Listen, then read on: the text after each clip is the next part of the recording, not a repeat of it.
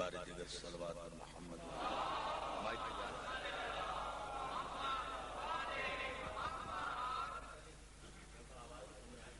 بار دیگر صلوات پر محمد آواز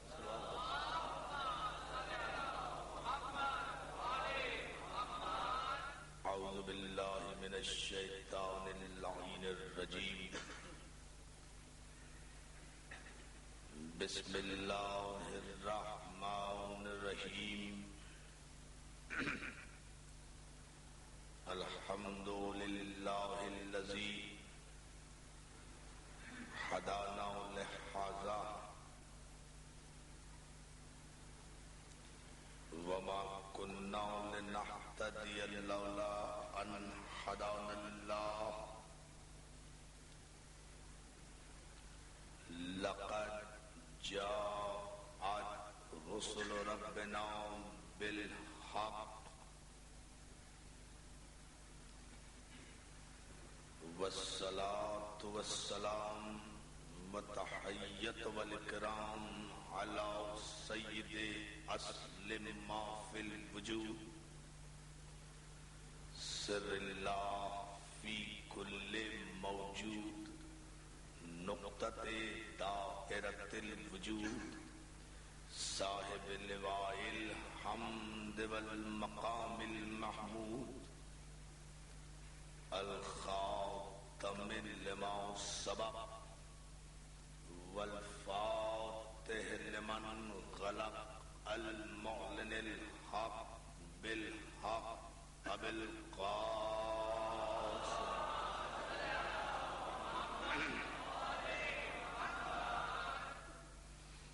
وآله الطيبين الطاهرين المعصومين المنتجبين المظلومين ولعنة الله على أعدائهم أجمعين من يومنا هذا إلى يوم الدين أما بعد فقد قال حق سبحانه وتعالى في محكم كتابه الحكيم يا أيها الذين آمنوا من يرتد منكم عن دينه فسوف يأتي الله بقوم صلوات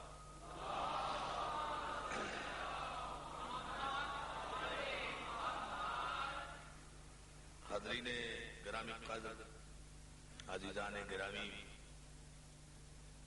عزاداران سید الشہداء میرے انتہائی واجب الاحترام بھائی جناب راشد ربانی صاحب،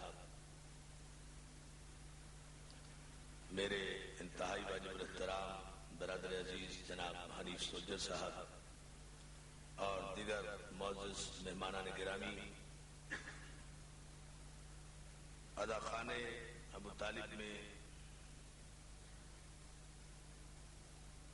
انجمن محبان حسین اہلیان نگر کے زیر اہتمام جناب باقر بلگرامی صاحب کے زیر سرپرستی یہ عظیم شان سلسلہ مجالس جس کی چھٹی تقریر آپ حضرات کی سماعت کے لیے ہدیہ ہے، ماشاءاللہ جتنی بڑی تعداد میں تاحد نظر آپ حضرات فرزند رسول کا غم منانے کے لیے اور عزاداری سید الشہداء قائم کرنے کے لیے اس عزاخانے میں حاضری دے رہے ہیں، اس کی جزا تو یقیناً آپ کو بارگاہ سید الشہداء سے ملے گی۔ ان مجالس میں ہم اپنی تاریخ پر گفتگو کر رہے ہیں۔ ہماری تاریخ کیا ہے؟ ہماری تاریخ کے روشن باب کیا ہے؟ ہماری تاریخ کے منور کردار کیا ہے؟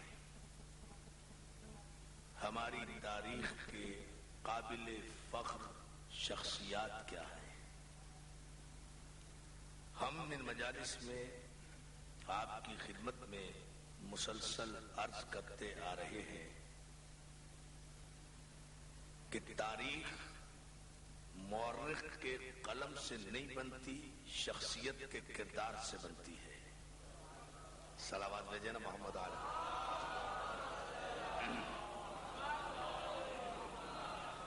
تاریخ مورخ کے قلم سے نہیں بنتی، راوی کی روایت سے نہیں بنتی، بادشاہ کے چشم و ابرو کے اشارے پہ نہیں بنتی، درباروں میں نہیں بنتی، سرکاروں میں نہیں بنتی، قہر و غلبے کے نتیجے میں جو کچھ لکھا جائے وہ تاریخ نہیں ہوتی، جھوٹ کا پلندہ ہوتی ہے۔ تاریخ ہمیشہ شخصیات بناتی ہے اور شخصیات کردار کے ذریعے سے ابھرتی ہے۔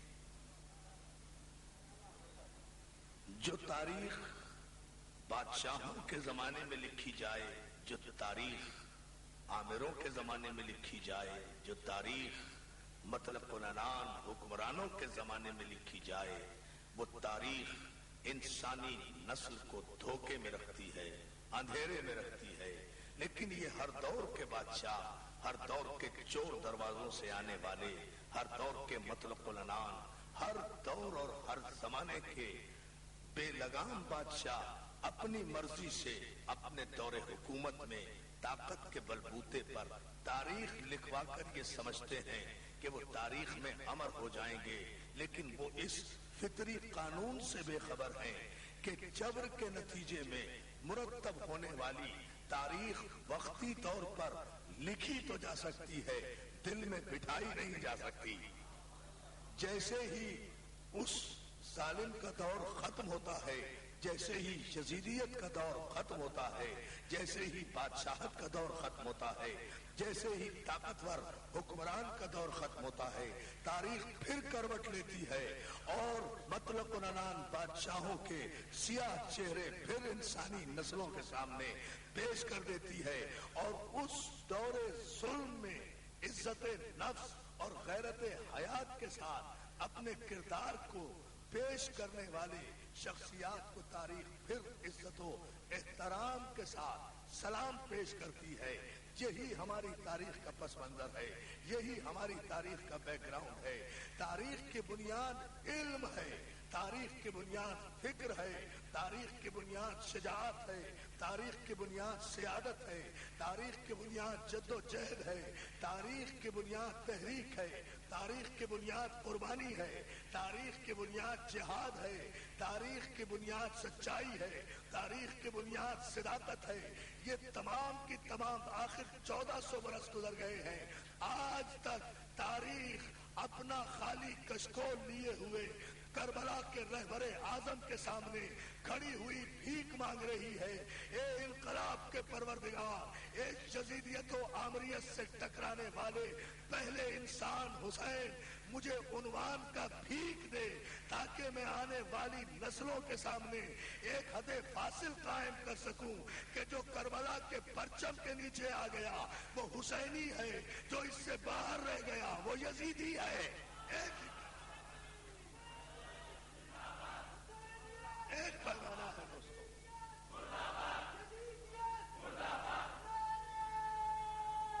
اور جو ہے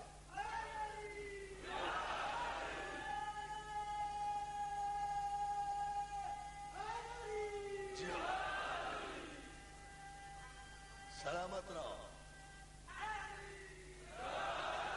مولا سلامت رکھے یا علی مدد کہنے والوں کو۔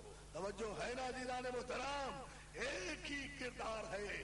الحمدللہ پیغمبر اسلام نے، ہادی برحق نے ہماری تاریخ کا دولہا سرکار ختمی مرتبہ، ہماری تاریخ کا عنوان سرکار رسالت مآب کی ذات۔ ہم نے تو خدا کو بھی پہچانا تو اس رسول کے ذریعے سے۔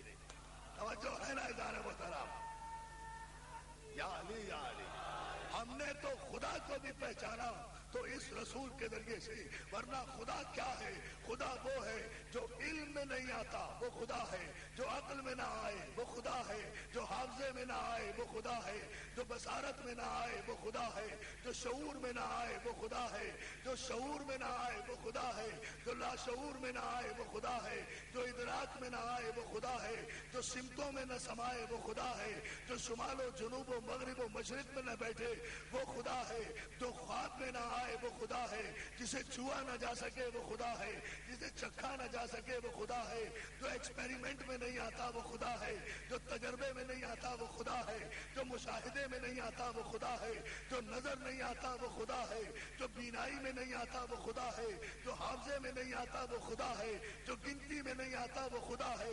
تو جو خدا نہ علم میں آتا ہے، نہ عقل میں آتا ہے، نہ شعور میں آتا ہے، نہ فکر میں آتا ہے، نہ حافظے میں آتا ہے، تو کون عالم ہے جو خدا کو سمجھائے؟ اس لیے کہ جو عالم بھی خدا کو سمجھا دے گا کہ خدا ہے، وہ عالم عالم نہیں رہے گا، خدا خدا نہیں رہے گا۔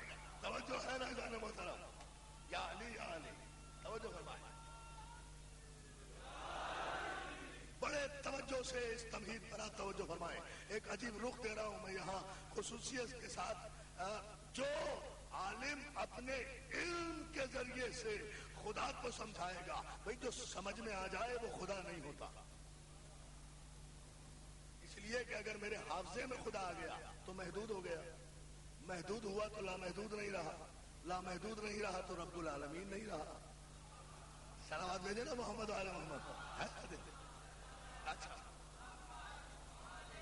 توجہ، محدود ہو گیا تو لامحدود نہیں رہا، لامحدود ہو گیا، لامحدود اگر نہیں رہا تو رب العالمین نہیں رہا۔ تو علم سے تو عالم خدا کو سمجھا نہیں سکتا، فلسفی نے اگر سمجھایا تو اس کے فلسفے میں آ گیا، جہاں بھی آ گیا وہی نہیں سمجھا سکا، جہاں بھی آیا وہیں سے خدا ثابت نہیں ہوا۔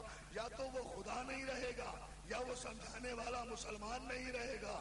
اس کے خدا ہونے کی دلیل ہی یہ ہے کہ وہ سمجھ میں نہیں آتا ہے، نظر نہیں آتا ہے، چکھنے میں نہیں آتا ہے، چھونے میں نہیں آتا ہے، خواب میں نہیں آتا ہے، ادراک میں نہیں آتا ہے، شعور میں نہیں آتا ہے، حافظے میں نہیں آتا ہے، ایکسپیریمنٹس میں نہیں آتا ہے، تجربے میں نہیں آتا ہے، مشاہدے میں نہیں آتا ہے، جمع نہیں ہوتا ہے، گھٹا نہیں ہوتا ہے، تقسیم نہیں ہوتا ہے، ضرب نہیں ہوتا ہے۔ یا تو توحید پر بات کر رہا ہوں، توجہ فرمائیں۔ اس کے خدا ہونے کی دلیل یہ ہے کہ وہ سمجھ میں نہیں آتا۔ اور ایک بات کہوں، میرے مسلمان بھائی تاحد نظر نشتر پاک میں بیٹھے ہوئے ہیں، یہ سب سے بڑا اجتماع ہے کراچی کا، جہاں تک میری آواز جا رہی ہے میں بڑے اعتماد سے ایک جملہ کہنا چاہتا ہوں، یہ 90 کروڑ مسلمان جس خدا کی عبادت کرتے ہیں اس خدا کو پیغمبر اسلام نے سمجھایا نہیں، منوایا ہے۔ توجہ توجہ توجہ توجہ، آئی پوری توجہ۔ الحمد سے لے کر، پوری ذمہ داری سے کہہ رہا ہوں، قرآن الحمد سے شروع ہے والناس پر ختم ہے۔ یہی قرآن، اسی قرآن پر ہمارا ایمان ہے، یہی 30 پارے، یہی 114 سورتیں، یہی 6666 آیتیں، انہی پر ہمارا ایمان ہے۔ اس سے باہر جو کچھ ہے وہ قرآن نہیں ہے۔ نہیں غور فرمایا آپ نے؟ غلط پروپیگنڈا کرتے ہیں لوگ ہمارے لیے کہ ہمارا قرآن کوئی مختلف ہے، 31 سپاروں کا ہے یا 40 سپاروں کا ہے، کوئی نہیں، یہی قرآن جو سارے مسلمانوں کے گھر میں ہے، الحمد سے شروع ہوتا ہے والناس پر ختم ہوتا ہے، یہی ہمارا قرآن ہے۔ اس کی ایک ایک سورت پر ہمارا ایمان، اس کی ایک ایک آیت پر ہمارا ایمان، اس کے ایک ایک زبر پر ہمارا ایمان، اس کے علاوہ جو کچھ ہے وہ قرآن نہیں ہے۔ ہم کسی اور کو قرآن نہیں مانتے، ہم سے زیادہ کسی کا قرآن پر ایمان ہو بھی نہیں سکتا، اس لیے کہ پیغمبر نے کہا تھا کہ القرآن ما علی و علی المال قرآن، قرآن علی کے ساتھ ہے، علی قرآن کے ساتھ ہے۔ جب ہم علی کو نہیں چھوڑتے تو قرآن کو کیسے؟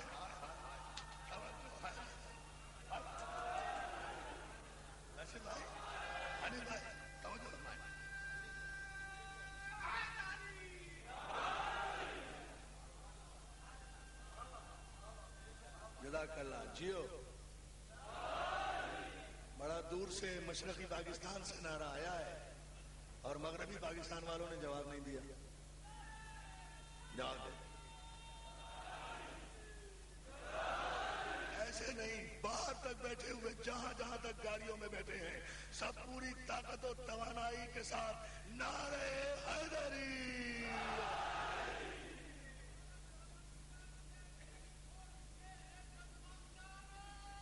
جی مولا سلامت رکھے. یہ غلط فہمی ہم ملت مسلمہ کی دور کرنا چاہتے ہیں اپنے تاریخی عنوان کے حوالے سے. یہی قرآن جو قلب پیغمبر پر بطور معجزہ نازل ہوا، جس کے لیے خدا نے کہا تبارک الذی نزل الفرقان علی عبدہ لیکون للعالمین نذیرا. اور متبرک و محترم ہے وہ ذات کہ جس نے اپنے عبد پر فرقان نازل کیا. اسی قرآن پر ہمارا ایمان ہے جس کے لیے قرآن نے خود اعلان کیا کہ انا نحن نزلنا الذکر و انا لہ لحافظون. ہم ہی نے یہ قرآن نازل کیا ہے اور ہم ہی اس قرآن کی حفاظت کرنے والے ہیں. ایک ایک آیت جو بھی قرآن میں موجود ہے اس پر ہمارا ایمان ہے، اس لیے کہ قرآن علی کے ساتھ ہے، علی قرآن کے ساتھ ہے. قرآن علی سے جدا نہیں، علی قرآن سے جدا نہیں، قرآن علی سے جدا نہیں، علی قرآن سے جدا نہیں. اس لیے کہ قرآن نازل ہوتا تھا علی کے عمل کے نتیجے میں.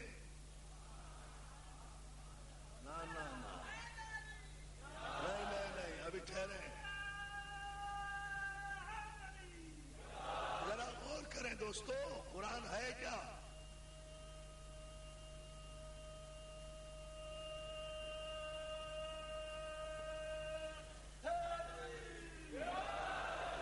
مولا سلامت رکھے. آئیے ہم چند مثالیں آہستہ آہستہ مسلسل مجالس پڑھتا آ رہا ہوں اور میری طبیعت کی ناسازی کا آپ کو علم ہے، لیکن مولا سے طاقت لیتے ہوئے میں چند باتیں آپ حضرات کی خدمت میں عرض کرنا چاہتا ہوں. اگر ہم یہ دعویٰ کرتے ہیں نا، دیکھیں مسلمان اسے کہتے ہیں جو قرآن کی آیات پر عمل کرے. بہت توجہ، بڑے سکون سے سنیے گا یہ جملہ. ابھی کوئی نعرہ نہیں، سکون سے یہ بات سنیے، پھر اس کے بعد نعرے انشاءاللہ. قرآن پر جو عمل کرے اسے مسلمان کہتے ہیں. قرآن کے احکامات کی جو پابندی کرے اسے مسلمان کہتے ہیں، اسے مومن کہتے ہیں. جو قرآن کے ایک ایک حرف کی پابندی کرے وہ سچا مومن ہے. جو قرآن پڑھ پڑھ کر جھوٹ بولے وہ منافق ہے، اور جو منافق ہے اس کی قسمت میں یہاں بھی جلنا ہے وہاں بھی جلنا ہے. توجہ ہے نا جان محترم، یہ فیصلہ ہے توجہ. اس کی قسمت میں یہاں بھی جلنا ہے وہاں بھی جلنا ہے.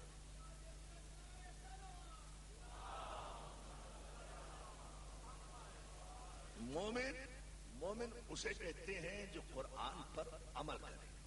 یہ ہے مومن کی تعریف. قرآن نے حکم دیا ایھا الناس قولوا لا الہ الا اللہ تفلحوا. اے لوگو تم لا الہ الا اللہ کہو تاکہ فلاح پا جاؤ. حکم دیا نا. مومن کا کام کیا ہے؟ اس حکم کی تعمیل میں فوراً کہے اشہد ان لا الہ الا اللہ. قرآن نے حکم دیا محمد رسول اللہ کا اقرار کرو. مومن کا کام کیا ہے؟ محمد رسول اللہ کا کلمہ پڑھے.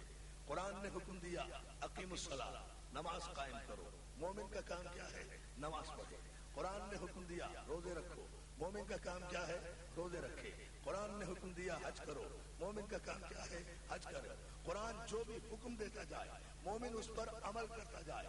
جو قرآن کی آیات کے نازل ہونے کے بعد بڑی توجہ اس پر عمل کرے اسے مومن کہتے ہیں، اور جس کے عمل کے نتیجے میں قرآن نازل ہو اسے علی کہتے ہیں. توجہ جانا محترم. صلوات بھیجے بابا سے بلانا. ابھی میں ثابت کرتا ہوں. مومن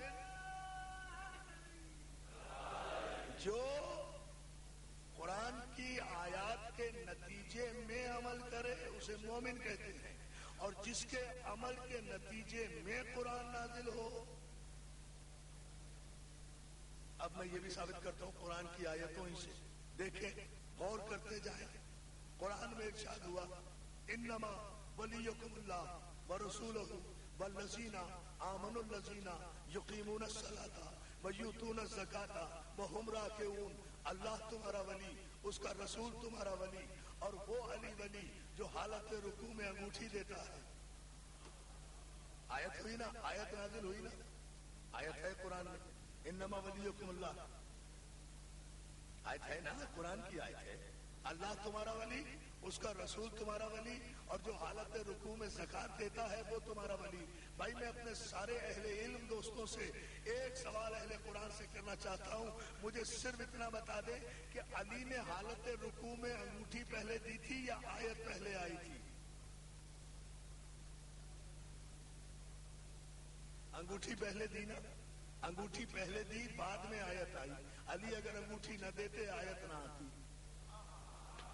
توجہ توجہ توجہ توجہ ہے نا اعلان محترم بھائی، آیت آئی نا بعد میں۔ ہنی بھائی دیکھ رہے ہیں نا، اس منزل پر میں خصوصی تقریر آپ حضرات کی نظر کر رہا ہوں۔ دیکھیں علی نے پہلے انگوٹھی دی تو آیت آئی نا۔ قرآن میں دوسرے مقام پر وَمِنَ النَّاسِ مَن يَشْرِي نَفْسَهُ ابْتِغَاءَ مَرْضَاتِ اللَّهِ، اور لوگوں میں ایک ایسا بھی بندہ ہے جو شب ہجرت کے بستر پر سو کر اپنے نفس کے بدلے اللہ کی مرضی خریدتا ہے۔ مجھے صرف اتنا بتاؤ، علی بستر پہ سوئے پہلے یا آیت پہلے آئی؟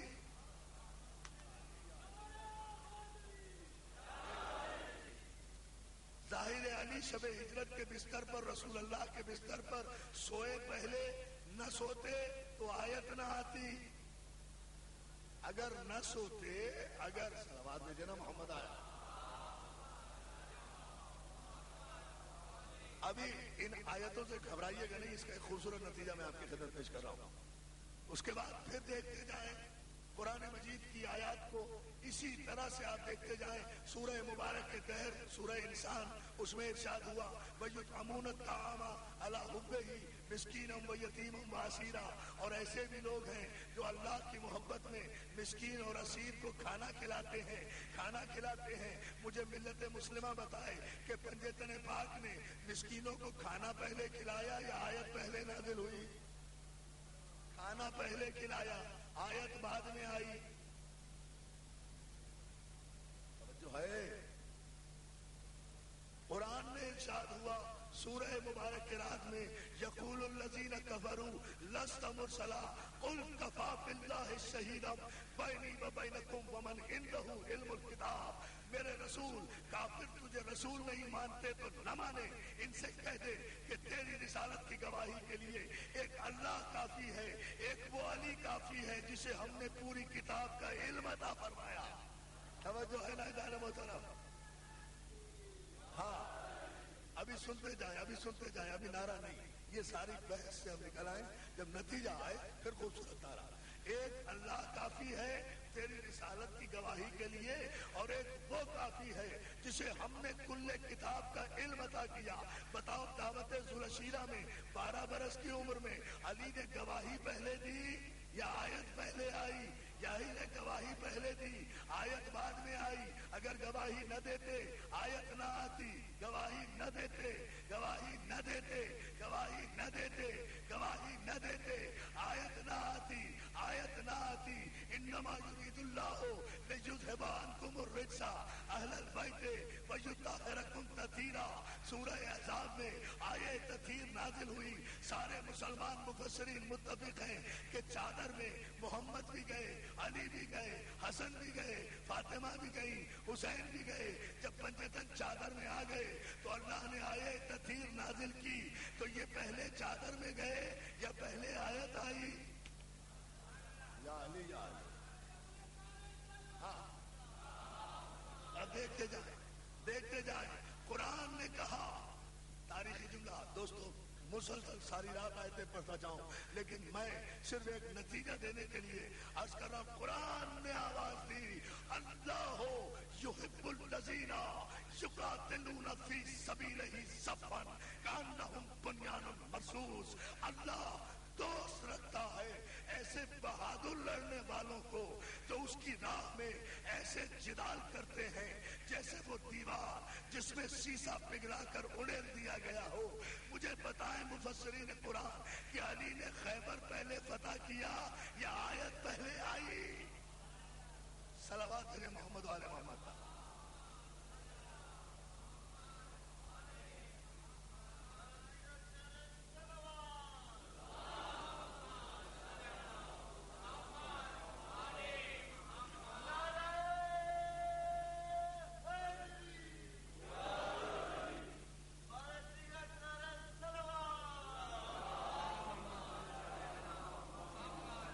توجہ ہے نا اذان محترم؟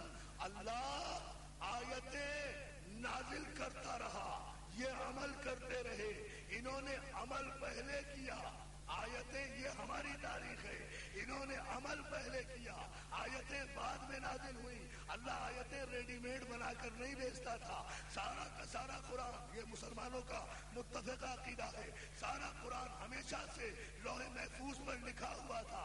جیسے جیسے ضرورت ہوتی رہی ویسے ویسے قرآن نازل ہوتا رہا. اہل بیت عمل کرتے رہے، قرآن نازل ہوتا رہا. یہ جاگے آیت آئی، یہ سوئے آیت آئی، یہ اٹھے آیت آئی، یہ بیٹھے آیت آئی. انہوں نے اظہار علم کیا، آیت آئی. یہ منبر پہ گئے، آیت آئی. یہ رزم میں آئے، آیت آئی.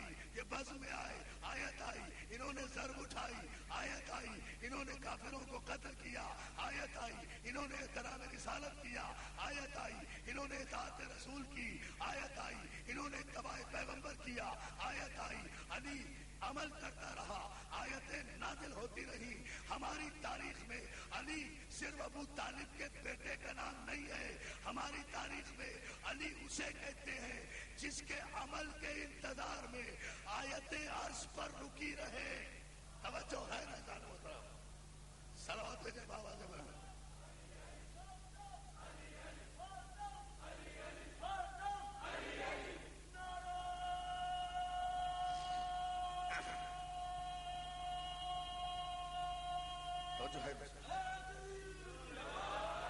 جس کے عمل کے انتظار میں قرآن کی آیتیں رکی رہے، یہ عمل کرے. یعنی یوں کہوں، اگر آپ ذرا سا اپنے معیار سماعت کو بلند کریں تو میں ایک علمی جملہ آپ کی خدمت میں پیش کروں. امام اسے کہتے ہیں جو قرآن کی آیتوں کو اذن نزول دے. صلوات بھیجیں امام کی حضرت. یہ ہے امام کی تعلیم، جو قرآن کی آیتوں کو اذن نزول دے. علی اور اولاد علی عمل کرتے رہے، قرآن نازل ہوتا رہا. تو عزیزان محترم، یہی قرآن ہے جس پر ہمارا ایمان ہے. اسی قرآن پر میں آخر میں عرض کروں گا، اسی قرآن پر ہمارا ایمان ہے. الحمد سے لے کر والناس تک پیغمبر اسلام نے اللہ کو منوایا ہے، سمجھایا نہیں.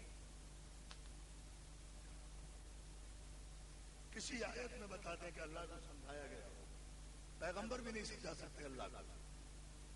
اس لیے کہ اگر ذہن پیغمبر میں اللہ سمجھ میں آ جائے تو محدود ہو جائے، محدود ہو جائے تو وہ خدا نہیں رہے. تو جب اللہ کا پیغمبر نہیں سمجھا سکتا پھر کس توحید پرست کو یہ اجازت دے دی؟ توجہ ہے نا کہ وہ بستر اٹھائے اور رائے ونڈ میں جا کر بیٹھ جائے. توجہ توجہ توجہ ہے نا جانے محترم. یہ کس کو اجازت دے دی گئی کہ وہ توحید کو سمجھائے؟ توحید سمجھنے کی چیز نہیں ہے، توحید ماننے کی چیز ہے. اسی لیے پیغمبر اسلام نے اعلان رسالت سے پہلے 40 برس تک صداقت اور امانت کا پرچار کیا. سچ بولے، سچ بولے، اتنا سچ بولے کہ کافروں سے اقرار لیا کہ آپ صادق بھی ہیں، آپ امین بھی ہیں. بہت توجہ، آپ صادق بھی ہیں، آپ امین بھی ہیں. اور جب سارے کافروں نے اعلان رسالت سے پہلے آپ کو صادق کہہ لیا، اب 40 برس کے بعد کہا کہ جب تم مجھے سچا مانتے ہو تو پھر میرے کہنے پر ایک خدا کا اقرار کرو، مجھ سے بحث نہ کرنا کہ وہ کیسا ہے. غور کرے نا، مجھ سے بحث نہ کرنا کہ وہ کیسا ہے، وہ کیوں ہے، وہ کس طرح کا ہے. یہ نہ کہنا، یا تو یہ کہو کہ میں سچا نہیں ہوں.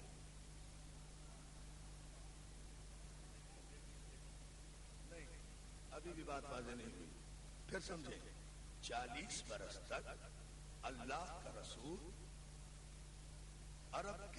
کافر معاشرے میں سچ بولتا رہا، صرف سچ بولتا رہا، صرف صداقت کا پرچار کرتا رہا، نہ کسی کو کلمہ پڑھایا، نہ کسی کو نماز پڑھنے کا حکم دیا، بس خود سچ بولتا رہا، کسی کو جھوٹے سے بھی نہیں کہا کہ تو سچ بول۔ سیرت پیغمبر بتا رہا ہوں، کسی کافر کو نہیں کہا کہ تو سچ بول، کسی کے سر پہ ڈنڈا لے کر کھڑے نہیں ہوئے کہ تو نماز پڑھ، خود نماز پڑھتے رہے، کسی کو نہیں کہا، بس سچ بولتے رہے۔ آئے تھے کس لیے؟ اسلام نافذ کرنے کے لیے۔ اسلام نافذ نہیں کر رہے، صرف سچ بول رہے ہیں۔ آپ پہنچیں گے وہاں تک، پہنچیں گے وہاں تک۔ بھائی پیغمبر اسلام آئے تھے کس لیے؟ اسلام نافذ کرنے کے لیے آئے تھے نا۔ جتنے بھی پیغمبر آئے اسلام نافذ کرنے کے لیے آئے نا۔ اللہ پہلے تو پیغمبروں کے ذریعے اسلام نافذ کراتا تھا نا۔ اب تو ہر مولوی کو اختیار ہے، وہ اسلامی نظام کا دعوے دار ہو جاتا ہے۔ جو خیر جانا ہوتا ہے، صلوات دے محمد و آل محمد، جسے دیکھو وہ اسلام کا،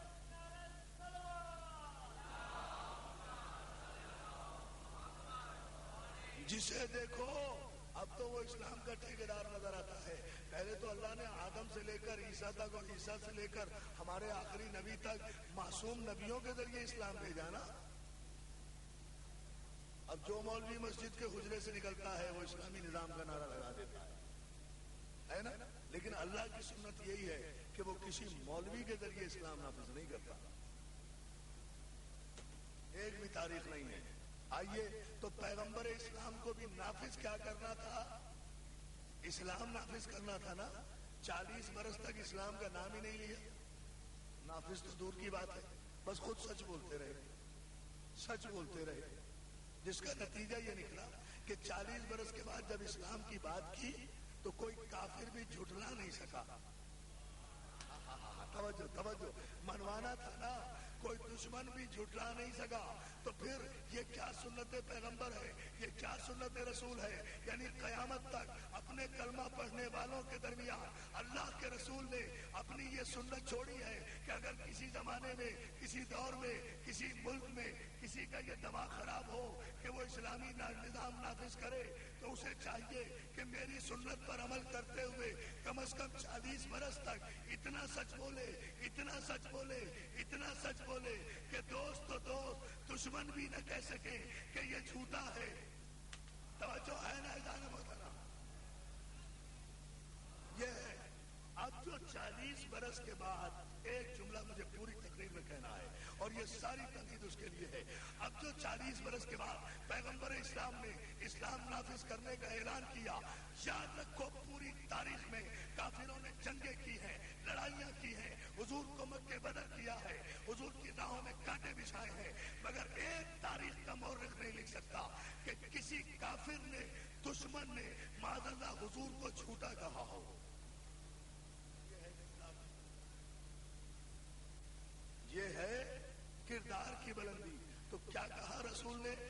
میں کہہ رہا ہوں میرے کہنے پر خدا کو وحدہ لا شریک مانو۔ منوایا ہے، سمجھایا نہیں۔ تو 90 کروڑ مسلمانوں نے رسول کے کہنے پر خدا کو مانا نا۔ علم سے تو نہیں پہچانا، عقل سے تو نہیں جانا۔ یہ 90 کروڑ مسلمان جو عبادت کرتے ہیں کس کے کہنے پر؟ ایک رسول کے کہنے پر خدا کو دیکھے بغیر مان لیا۔ کس توحید نام ہے میرے رسول کی زبان پر اعتبار کا۔ یا اللہ یا اللہ، اس سے زیادہ بڑا جملہ میں کہہ نہیں سکتا۔ یہ پورا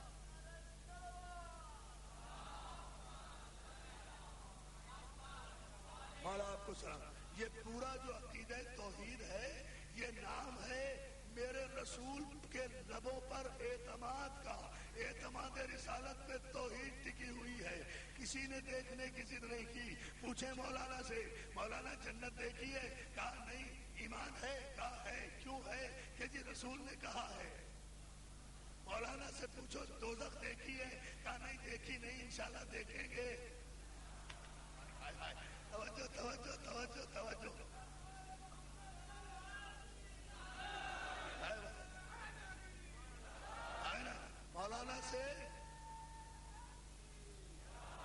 مولانا سے پوچھو مولانا دوزخ دیکھی ہے؟ کہا نہیں دیکھی نہیں.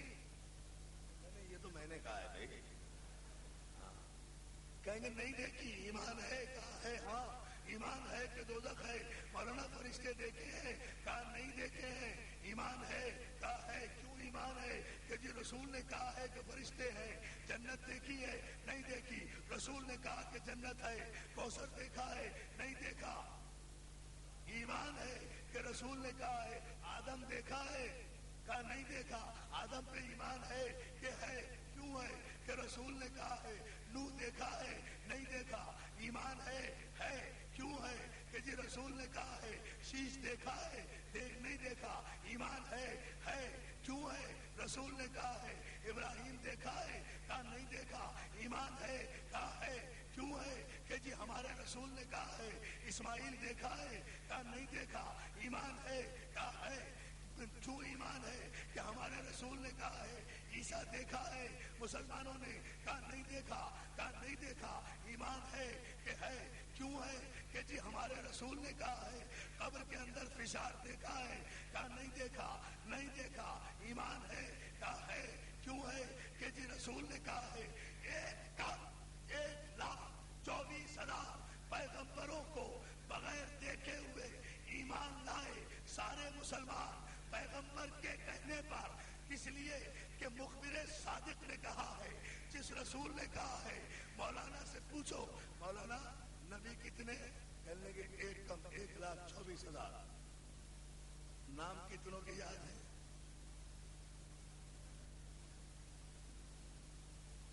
مولانا سے پوچھو نام کتنوں کے یاد ہیں؟ 1,000 کے نام یاد ہیں؟ کہنے نہیں صاحب. اچھا 500 کے نام بتا دیں. نہیں. 250 کے نام بتا دیں. نہیں. ساری دنیا کے علماء سے پوچھ لو. 100 کے نام بتا دیں. نہیں. 70-80 کے نام بتا دیں. نہیں. مانتے کتنے کو ہیں؟ 1,24,000 کو مانتے ہیں. مولانا کیوں مانتے ہیں؟ کہا نام کی ضرورت نہیں ہے، پتے کی ضرورت نہیں ہے. کب پیدا ہوئے، کہاں پیدا ہوئے، کس جگہ آئے، کیا پیغام لائے، کیا تاریخ لائے، کیا مینیفیسٹو تھا، کیا دستور تھا، کیا آئین تھا، کیا میسج تھا. ہمیں اس کی ضرورت نہیں ہے. ہمارے نبی نے کہا ہے توجہ کہ 1,24,000 پیغمبر ہیں. ہم اس میں سے ایک بھی کم نہیں کر سکتے. یہی ایمان پہ رسالت ہے کہ جتنی تعداد کا رسول تعین کر دے اس میں پھر پوچھنے کی ضرورت نہیں ہے. تو دوستو مجھے یہی سے بھائی راشد ربانی صاحب، بھائی حنیف سولجر صاحب آپ سنے اور سارے میرے دوست سنے. یہیں سے تو ہمیں گلہ ہوتا ہے کہ جس نبی نے یہ کہا کہ اللہ ہے آپ نے مان لیا، فرشتے ہیں آپ نے مان لیا، جنت ہے آپ نے مان لیا، کوثر ہے آپ نے مان لیا، بشار ہے آپ نے مان لیا، حشر ہے آپ نے مان لیا، نشر ہے آپ نے مان لیا.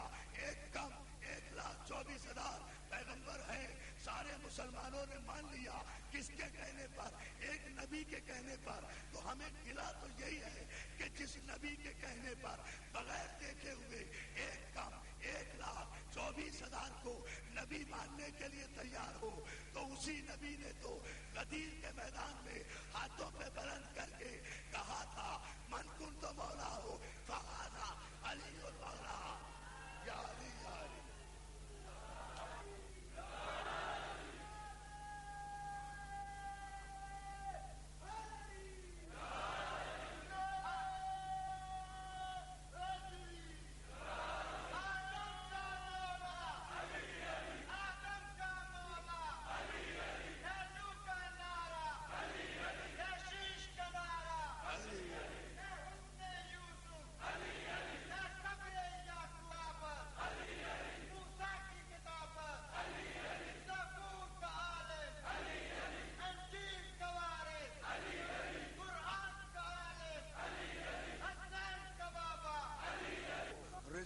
علم عطا کرتے ہیں. جو ہے نا اذان محترم، یہی وہ منزل ہے جسے میں عرض کرنا چاہ رہا ہوں کہ جس نبی کے کہنے پر ایک کم 1,24,000 پیغمبروں کو بغیر دیکھے ہوئے نبی مانا. اسی نبی نے تو کہا تھا کہ جس کا میں مولا. بھائی دیکھیں نا لوجیکل بات کر رہا ہوں. اسی نبی نے تو کہا تھا کہ جس کا میں مولا اس کا علی مولا. اسی یا تو یہ کہو کہ کہنے والا بدل گیا یا تسلیم کرو کہ تمہارے ایمان بدل گئے. توجہ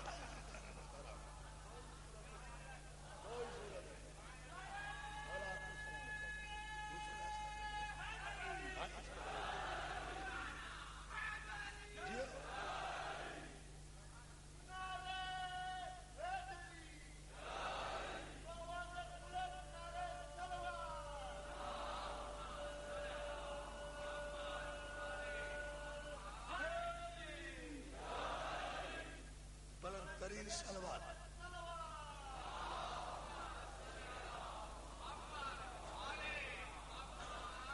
دوستو مسئلہ صرف یہی ہے کہ جس پر ملت مسلمہ کو غور کرنا چاہیے. ہم ایسے علی کو مانتے ہیں جسے سب مانتے ہیں. توجہ, ہم ایسے علی کو مانتے ہیں جسے جو بھی مانے فخر کے ساتھ زندہ رہتا ہے. یاد رکھو کسی بھی تھرڈ کلاس آدمی نے علی کو نہیں مانا. کائنات اسلام میں جتنے فرسٹ کلاس آدمی گزرے ہیں نا,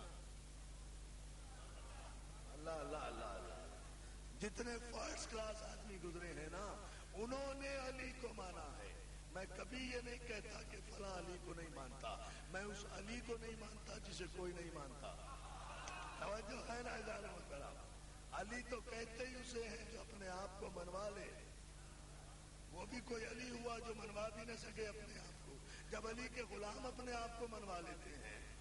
توجہ ہے نا اعزاز محترم. تو علی اپنے آپ کو کیسے نہیں منوا لے گا؟ ہاں یہ ماننے والے کے ظرف کی بات ہے کہ وہ ہماری طرح ہر وقت علی علی کرے یا دوسرے کی طرح وقت پڑھنے پر علی علی. صلوات بھیجے بابا کے بلند محمد علی محمد. تو جو ہے نا اعزاز محترم,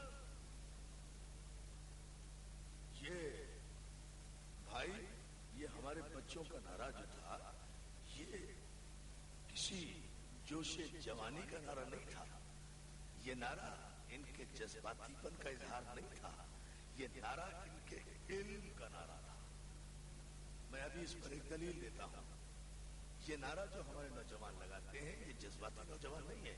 یہ جب اپنے علم اور معرفت سے لبریز ہو جائیں تب یہ نعرہ لگاتے ہیں. اس لیے کہ یہ نعرہ صرف شیعوں کا نعرہ نہیں ہے, یہ نعرہ سنیوں کا بھی نعرہ ہے, یہ نعرہ ولیوں کا بھی نعرہ ہے, یہ نعرہ غوث و کتب و ابدال کا بھی نعرہ ہے, یہ نعرہ علامہ اقبال کا بھی نعرہ ہے, یہ نعرہ علامہ اقبال کا بھی نعرہ ہے, یہ نعرہ صحابہ اکرام کا بھی نعرہ ہے, یہ نعرہ صحابہ اکرام کا بھی نعرہ ہے. اس پر علامہ اقبال نے کہا ہے, طویل نظم ہے علامہ اقبال کی, کہ علامہ اقبال کہتے ہیں نعرہ حیدر نوائے بوزراست گرچہ از حلقے بلال و قمبراست. علی کا نعرہ اصل میں ابو ذر کی آواز ہے, خواہ بلال کے گلے سے نکلے یا قمبر کے گلے سے نکلے. اقبال نے کہا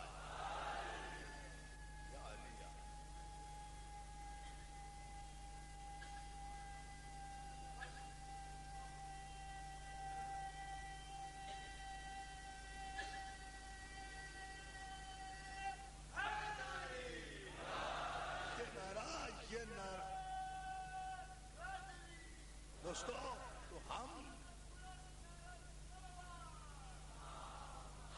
علی کو مانتے ہیں تو یاد رکھیں ہم یقیناً علی کا تذکرہ کرتے ہیں, علی کے فضائل بیان کرتے ہیں.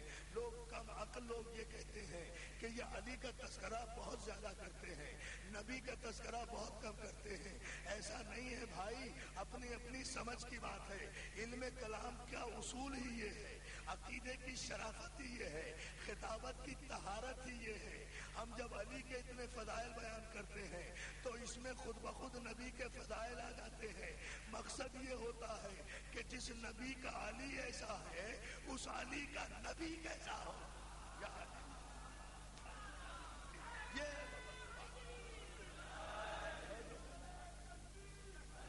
پوری طاقت سے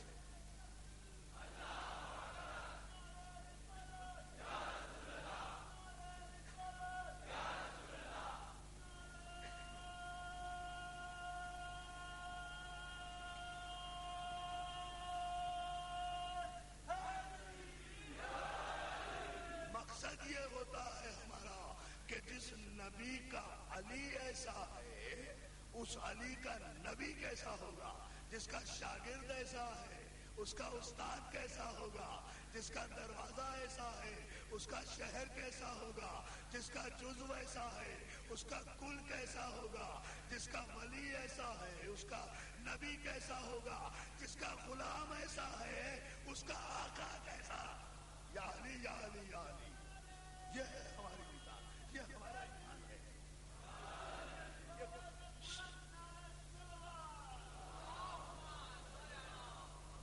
یہ ہماری تاریخ ہے عزیزان محترم، اور ہم جو کچھ کہتے ہیں وہ یا تو قرآن کی آیت کی روشنی میں کہتے ہیں یا احادیث پیغمبر کی روشنی میں کہتے ہیں۔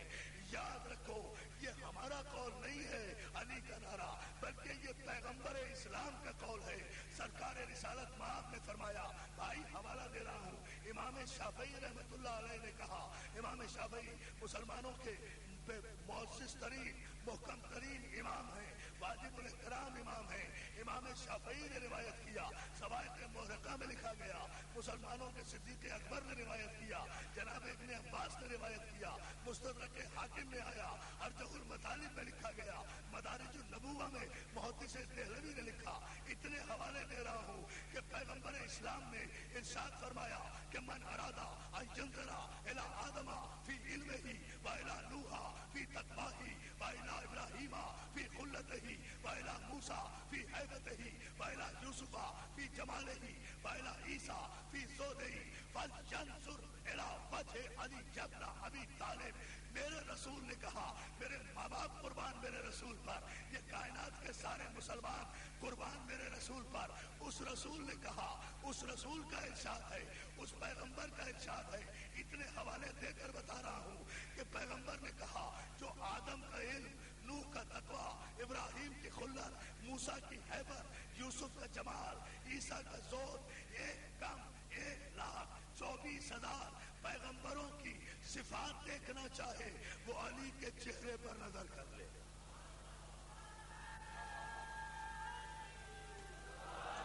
توجہ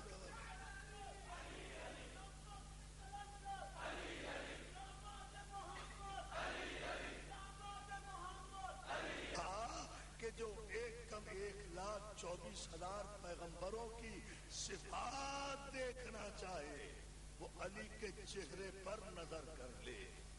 آدم کا علم علی کے چہرے میں، نوح کا علم علی کے چہرے میں، موسیٰ کی ہیبت علی کے چہرے میں، یوسف کا جمال علی کے چہرے میں، عیسیٰ کا زہد علی کے چہرے میں۔ جو ان تمام انبیاء کی، اب بالکل خاموشی سے سننا، کوئی نعرہ نہیں، جب تک نتیجہ نہ آئے، نتیجہ آپ کو خود بخود پتہ چل جائے گا، لیکن ابھی درمیان میں نعرہ کوئی نہ آئے۔ میں ایک خاص پیغام پہنچانا چاہتا ہوں، فیصلہ کن پیغام، جو 1,24,000 پیغمبروں کی صفات دیکھنا چاہے وہ علی کے چہرے پر نظر کر لے۔ یعنی علی کا مقابلہ عام انسانوں سے بھی نہیں کیا جا سکتا، انبیاء ما سبق سے بھی علی کا مقابلہ نہیں کیا جا سکتا، اس لیے کہ یہ سارے نبی ایک ایک صفت کے مالک ہیں۔ علی ان تمام انبیاء کی جملہ صفات کا مالک ہے۔ آدم صرف علم میں ممتاز، نوح صرف تقوی میں ممتاز، ابراہیم صرف خلت میں ممتاز، موسیٰ صرف ہیبت میں ممتاز، عیسیٰ صرف زہد میں ممتاز۔ یہ تمام انبیاء ایک ایک صفت کے مالک ہیں۔ علی ان تمام انبیاء کی جملہ صفات کا مالک ہے۔ ابھی بھی نہیں سمجھے؟ اچھا یوں سمجھو، علی کو اس طرح سمجھو، پیغمبر اسلام نے ارشاد فرمایا علی کا مقابلہ انبیاء ما سبق سے بھی نہ کرو، اس لیے کہ ایک آدم سے لے کر عیسیٰ تک کی نبوتوں کی صفات سمٹ کر اگر اپنے نقطۂ عروج پر آ جائیں تو ایک علی بنتا ہے۔ علی کی ایک ایک صفت بکھرے تو ایک ایک صفت سے ایک ایک نبی بنتا ہے۔ ایک ایک صفت، ابھی نعرہ نہیں، توجہ سنتے جائیں غور کے ساتھ۔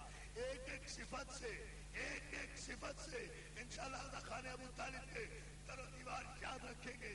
آج کی اس تاریخی اجتماعی مجلس کو پوری توجہ کے ساتھ جو میں نے خصوصیت کے ساتھ نظر کی ہے اپنے معزز مہمانوں کی خدمت میں جو میرے بھائی آئے ہیں، راشد ربانی صاحب، حنیف سوجت صاحب اور ان کے ساتھی، ان کی نظر کر رہا ہوں یہ مجلس کے ہمارا پیغام محبت کا پیغام ہے، ہمارا پیغام امن و آشتی کا پیغام ہے، ہمارا پیغام جذبہ ایمانی کا پیغام ہے۔ آئیے ہماری گفتگو قرآن و حدیث سے باہر نہیں ہوتی، دیکھیں اور غور کریں، یعنی تمام انبیاء کی صفات سمٹیں تو ایک علی بنے، علی کی صفات بکھریں تو ایک ایک صفت سے ایک ایک نبی بنے۔ تو ہمارا یہ نعرہ صرف دیوانوں کا نعرہ نہیں ہے، صرف ہمارے جوانوں کا نعرہ نہیں ہے، یہ صرف ہمارے ملنگوں کا نعرہ نہیں ہے، بلکہ اس حدیث پیغمبر کی روشنی میں تو بات یوں ثابت ہوگی کہ جب بھی، جہاں بھی، جس جگہ بھی ہمارا کوئی نوجوان یا کوئی بھی علی والا علی کا نعرہ لگاتا ہے، چاہے کھیل کا میدان ہو یا جنگ کا میدان ہو، مشکل کا وقت ہو یا خوشی کا وقت ہو، یہی نعرہ لگایا جاتا ہے، چاہے جمہوریت کا دور ہو یا آمریت کے خلاف جد و جہد کا دور ہو، عوام میں جذبہ پیدا کرنے کے لیے ایک ہی نعرہ ہے جو نعرہ جوش اور جذبہ اور توانائی عوام کو عطا کرتا ہے۔ آپ تو ان تجربوں سے گزرے ہیں، آپ نے تو دور آمریت دیکھا ہے، آپ جانتے ہیں کہ عوام کو مہمیز کرنے کے لیے، ان کے جذبوں کو جوان کرنے کے لیے اور کوئی نعرہ نہیں ہے۔ اس لیے جہاں بھی، جب بھی یہ نعرہ لگاؤ تو مجمع کی پرواہ نہ کرنا کہ کتنے جواب دینے والے ہیں، اس لیے کہ اس حدیث رسول کی روشنی میں اس نعرے کے اتنے گواہ ہیں، اتنے جواب دینے والے ہیں کہ کسی مجمع کی ضرورت نہیں ہے۔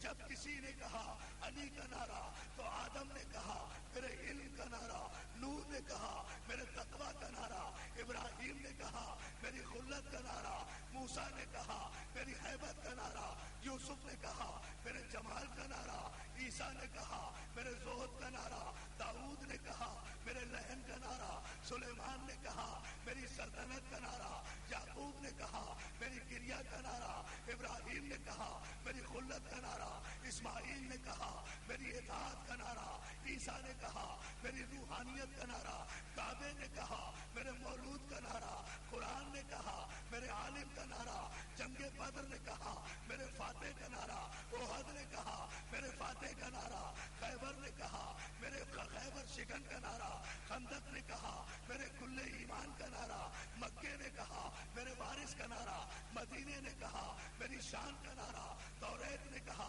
میری جان کا نعرہ، زبور نے کہا میری آن کا نعرہ، انجیل نے کہا میری شان کا نعرہ، جبریل نے کہا میرے استاد کا نعرہ، رضوان نے کہا میرے آقا کا نعرہ، جنت نے کہا میرے مالک کا نعرہ، کوثر نے کہا میرے ساقی کا نعرہ، بستر نے کہا میرے وارث کا نعرہ، منبر نے کہا میرے مالک کا نعرہ، منبر نے کہا میرے مالک کا نعرہ، نماز نے کہا میرے نمازی کا نعرہ، سجدے نے کہا میری شان کا نعرہ، قیام نے کہا میرے مقام کا نعرہ، اذان نے کہا میری جھلک کا نعرہ، صحابہ نے کہا ہماری عزت کا نعرہ، صحابہ نے کہا ہماری عزت کا نعرہ، سلمان نے کہا میرے مولا کا نعرہ، ابو ذر نے کہا میرے آقا کا نعرہ، قمر نے کہا میرے مولا کا نعرہ، حسنین نے کہا میرے بابا کا نعرہ، فاطمہ نے کہا میرے شوہر کا نعرہ، نبی نے کہا میرے مسیح کا نعرہ، خدا نے کہا میرے ولی کا نعرہ۔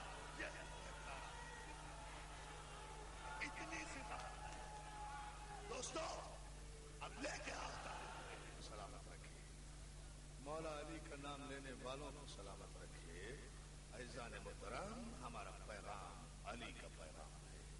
علی کی تاریخ محبتوں کی تاریخ ہے، نفرتوں کی تاریخ نہیں ہے۔ جب مصیبتوں میں گھر جاؤ یا علی کہو، جب مشکلوں میں آؤ یا علی کہو، یاد رکھو نہیں جب مسرتوں میں آؤ یا علی کہو۔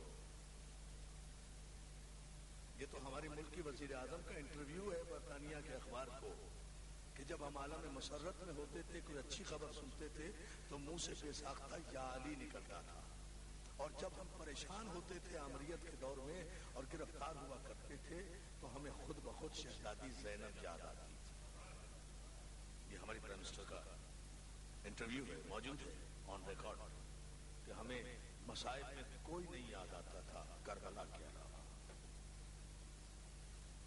مصائب میں ہمیں کوئی یاد نہیں آتا تھا کربلا کے علاوہ. دوستو محمد والے محمد کا گھرانہ سب کا مشکل کشا ہے, سب کا مشکل کشا ہے یہ گھرانہ, سب کو سہارا دیتا ہے یہ گھرانہ, ہر ایک کو سہارا دیتا ہے. کوئی بچی یتیم ہو جائے تو اسے کربلا آواز دیتی ہے, تجھے تڑپنے کی ضرورت نہیں ہے, اس لیے کہ کسی کی یتیم بچی حسین کی سکینہ سے زیادہ عجیب نہیں ہوتی.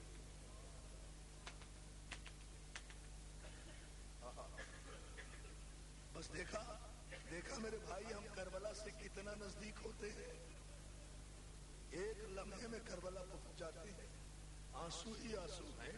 ایسا معلوم ہوتا ہے کہ اس مجلس میں جناب زہرا ضرور آتی ہیں اپنے اجڑے ہوئے لال کا پرسہ لینے کے لیے, اپنے اجڑے ہوئے گھر کا پرسہ لینے کے لیے.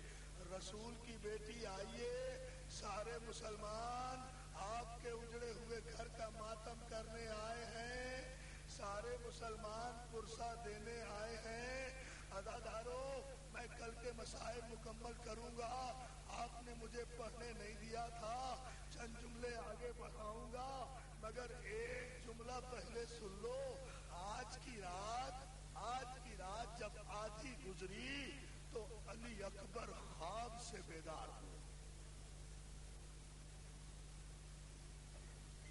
مجھ سے ابھی فرمائش کی گئی ہے کہ مارٹن روڈ والا جملہ یہاں پڑھ دیجیے. میں پڑھ رہا ہوں, میں یہاں کہتے کہتے رک گیا تھا, لائٹ چلی گئی تھی پرسوں کی مجلس میں. یہی جملہ کہنا چاہتا تھا جو نہیں کہہ سکا تھا. عزادارو آپ کی نظر کر رہا ہوں, آدھی رات گزری, لیلا کا 18 برس کا کڑیل جوان. میں کیا پڑھوں, تم تو رو پڑتے ہو اکبر کا نام آتے ہی. لیلا کا 18 برس کا کڑیل جوان علی اکبر اٹھا خواب سے, اپنے بابا حسین کے خیمے میں آیا. حسین مصلی پر بیٹھے ہوئے عبادت الہی میں مصروف ہیں. اکبر کو آتا ہوا دیکھا, چہرے پر پریشانی دیکھی. حسین مصلی سے اٹھے, ہم شبیہ رسول کو سینے سے لگایا. بتایا آپ کو تو پتا ہے, اپنے بھائیوں کے لیے جملہ کہہ دوں. حسین فرمایا کرتے تھے, جب میں یہ چاہتا تھا کہ اپنے نانا کی خوشبو سونگھوں تو میں اپنے علی اکبر کو پیار کر لیا کرتا تھا. علی اکبر ہم شبیہ رسول تھے, اللہ جانے کیسے مسلمان تھے.